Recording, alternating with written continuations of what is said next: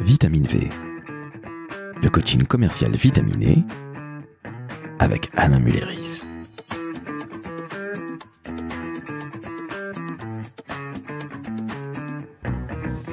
Salut Alain. Salut Laurent. Comment va? Très bien, ça me fait super plaisir de te revoir. Ben oui, absolument, il fait beau, il fait chaud, c'est le printemps, on est bien. Bah on y va alors.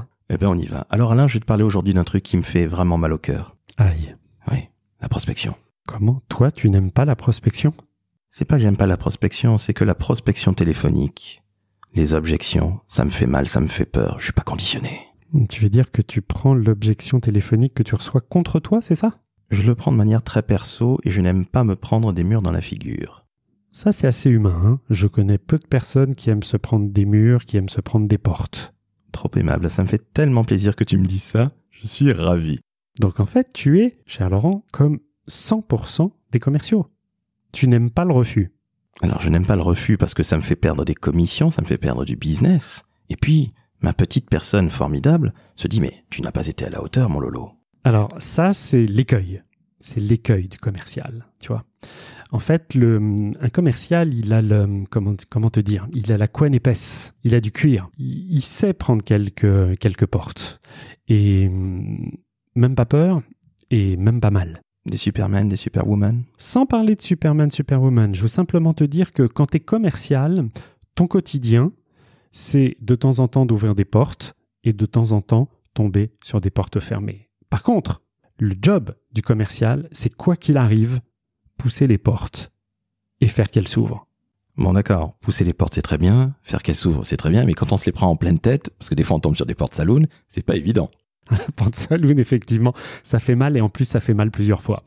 Donc ce qu'il faut faire, c'est que y a deux choses. D'abord, il y a une préparation mentale, on vient très rapidement d'en parler.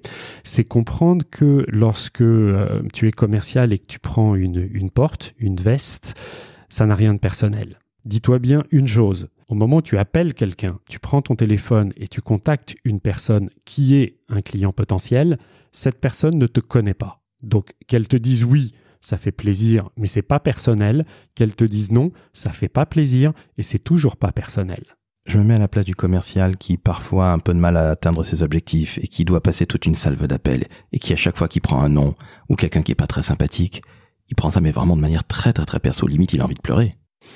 Alors, il peut avoir envie de pleurer, pourquoi pas qu'à un moment il se défoule. C'est bien pour ça que je parle de cette capacité à se préparer mentalement. Mais ce que je veux bien dire, c'est que ça fait partie du quotidien commercial.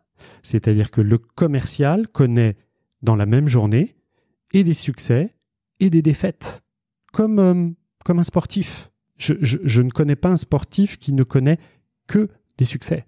Tous les grands sportifs se sont bâtis évidemment sur des magnifiques succès, mais également sur quelques échecs. Un petit peu comme le lion qui part chasser et qui revient bredouille 5 fois sur 6. Alors le lion, il a beaucoup de chance parce que c'est la lionne en fait qui chasse pour lui, mais la lionne chasse effectivement pour le lion, mais en tout cas le lion ou la lionne vont revenir bredouille 80% des fois pour attraper finalement que sur 15 ou 20% leur cible. C'est la même chose pour un commercial. Je dis pas que c'est le bon ratio, hein, loin de là. Ce que je dis, c'est que ça fait partie du job. Donc, il y a une espèce de protection à avoir, une espèce de carapace qui fait qu'il y a bien évidemment toutes les techniques qualitatives et il y a aussi du quantitatif à faire. Et qu'au moment où on fait de la prospection téléphonique, pourquoi la plupart des commerciaux n'aiment pas, et le mot est faible, la prospection téléphonique, c'est que c'est le seul moment où on entend aussi souvent non, où on entend aussi souvent je ne suis pas intéressé, j'ai déjà un fournisseur. Bref, plein de choses qui font que au démarrage, ton interlocuteur se protège et n'a pas envie d'engager le dialogue avec toi. Alors justement, tu parlais des noms qui sont des objections. Ah, ce sont des objections. Est-ce que tu peux nous en citer quelques-unes ? Si je te dis je ne suis pas intéressé, si je te dis j'ai pas le temps, si je te dis envoyez-moi une plaquette, comment tu gères tout ça ? Eh bien justement, je te pose la question, comment tu gères tout ça, Alain ? C'est important. Eh bien, avec de la technique et surtout avec beaucoup d'entraînement. Alors justement, un petit challenge. Tu es un homme de challenge, tu n'as peur de rien, tu es un sportif de la vente. Dit comme ça, je suis obligé de dire oui. Je te propose un petit jeu de rôle. Tu es le téléprospecteur. Tu ne pourras pas faire la téléprospectrice parce que tu as une voix trop masculine. Moi, je vais faire monsieur le client parce que je n'ai pas une voix très féminine, à ce qu'il paraît. D'accord. Et on va dire que je suis un acheteur industriel et que tu essaies de me vendre ce que tu veux d'industriel. Ok. Je vais essayer de te vendre quelque chose d'industriel. Je te fais le téléphone. Attention, nous avons beaucoup de moyens ici. Bili, bili, bili. Oui, Laurent François, bonjour. Monsieur François ? Oui. Bonjour, Alain Mulleris d'Industrie Internationale. Enchanté. J'ai vu sur LinkedIn que vous étiez responsable d'un pôle industriel et je souhaiterais m'entretenir avec vous au sujet de tel process industriel. Oui, c'est à quel sujet ? Justement, à propos du process industriel, j'ai vu que ça fait partie de votre mission et je voudrais justement savoir comment vous vous organisez au sein de votre usine pour faire telle ou telle chose. Bah écoutez, c'est très intéressant, mais là pour le moment j'ai une réunion dans 2 minutes. Est-ce que vous pouvez me rappeler un tout petit peu plus tard, s'il vous plaît ? Je n'ai vraiment pas le temps. Je comprends que vous soyez un homme pressé et j'imagine que vous avez de nombreuses missions à faire. Néanmoins, est-ce que vous pouvez m'accorder quelques minutes ? Non, quelques minutes je ne peux pas parce que j'ai une réunion à 3h05 et il est 3h04. Donc s'il vous plaît, rappelez-moi plus tard, merci. À quelle heure quittez-vous votre réunion et à quelle heure je pourrais vous rappeler en fin d'après-midi ? Écoutez, je ne sais absolument pas. Rappelez-moi peut-être la semaine prochaine ou dans 15 jours et puis d'ici là, renvoyez-moi une plaquette s'il vous plaît. Alors, ce que je préférais, c'est m'entretenir avec vous, Monsieur François, parce que l'envoi de ma plaquette ne répondra jamais à vos questions pertinentes. Seriez-vous disponible demain à 9h ou en fin de journée, si vous préférez, à 19h ? Alors écoutez, plutôt dans 15 jours. D'accord. Donc, ça nous reporte au 17 mai. Le 17 mai, 9h ou 17 mai, 19h ? Plutôt le 19 mai à 8h du matin, parce que je suis un homme très matinal. Eh bien, moi aussi, ça tombe très bien. Donc, 19 mai à 8h du matin, nous prenons rendez-vous. Je vous envoie immédiatement une invitation à Outlook. Écoutez, c'est très gentil, merci. Et j'attends votre confirmation. Je vous souhaite une excellente réunion et au 19 mai. Merci beaucoup. Au revoir. Au revoir. Bon, dis donc, t'as vu, j'ai pas été trop monsieur méchant, hein. Pas trop méchant, tu m'as juste envoyé 2 ou 3 objections les unes après les autres. Alors, typiquement, il est clair que l'objection que tu as utilisée, à savoir j'entre en réunion dans 3 minutes, c'est de la fausse barbe. C'est-à-dire que, je suis désolé de te le dire, dans 3 minutes, t'es pas en réunion. En gros, tu veux te débarrasser de moi. Ce qui est pas sympathique de ta part, mais ce qui est humain, puisque tu es un professionnel, tu bosses, tu as plein de choses à faire et ton temps est compté. Je suis d'accord. Mon rôle, c'est de ne pas lâcher. Mon rôle, c'est de ne pas m'opposer à toi. Tu vois, j'ai essayé et j'ai vu que je ne devais pas trop insister pour te rappeler après la réunion. Mais en tout cas, j'ai fait le plus dur, c'est-à-dire que je t'ai au téléphone. C'est ça la chose la plus dure. Et ce que je ne dois pas faire, c'est raccrocher sans avoir une prise de rendez-vous. Or là, je suis patient. Je suis un bon commercial, je suis efficace, j'ai mon rendez-vous pour le 19 mai, 8h. Et figure-toi, c'est que le 19 mai à 8h, pile, je t'appellerai. Alors, on est d'accord. Mais là, on est dans le cas de figure où tu as réussi à avoir le décisionnaire, monsieur Oui. Laurent que je suis. Oui. Si tu as quelqu'un qui fait barrage, un assistant, une assistante, comment est-ce que tu fais ? Parce que là, c'est encore plus difficile pour avoir cette personne, la bonne personne, si je puis dire. Oui. Par rapport au barrage, je dirais, standard ou assistant, c'est de la posture commerciale. Mais encore. C'est de prendre ce que moi j'appelle la posture du patron. Je ne vais pas appeler en disant « Bonjour monsieur, bonjour madame, je suis bien au standard de telle entreprise. Je voudrais parler à monsieur François. Est-ce que, s'il vous plaît, vous pouvez me le passer s'il est disponible ?»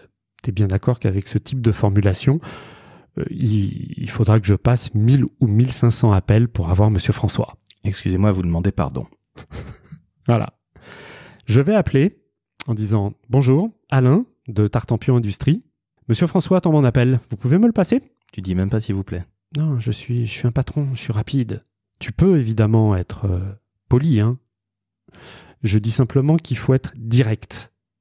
Direct n'enlève pas la politesse. Quoi qu'il arrive, le commercial reste poli. Mais cette posture de patron qui fait que je ne me présente pas, je dis pas je suis Alain Mulleris, je dis bonjour, Alain de Trucmuche Industrie.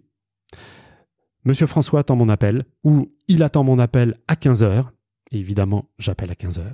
Ce qui va faire en un centième de seconde, l'assistant ou la standardiste aura tendance à plus laisser passer ce type d'appel que les autres. Même si une de sa mission, c'est de bloquer, c'est de filtrer, c'est sa mission.